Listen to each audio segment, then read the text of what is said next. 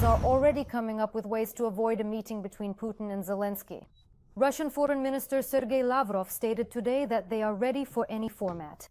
However, he claimed that such negotiations need to be carefully prepared so that supposedly they do not lead to a worsening of the situation, but instead put an end to the agreements.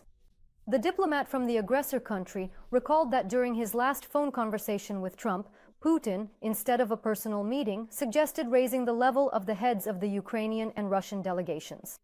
Let me remind you that during several rounds of negotiations in Turkey, the Kremlin did not send a single high-ranking official, unlike Kiev.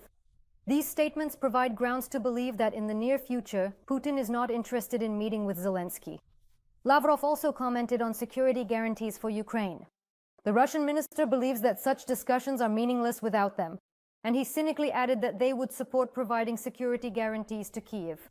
However, for this to happen, Kiev must abandon its bid to join NATO, and the guarantors should be the permanent members of the UN Security Council, such as the USA, France, the United Kingdom, China, and even Russia itself.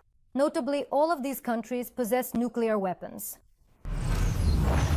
And to make it harder for Putin to refuse peace negotiations, the United Kingdom and the EU are already preparing a new package of economic sanctions.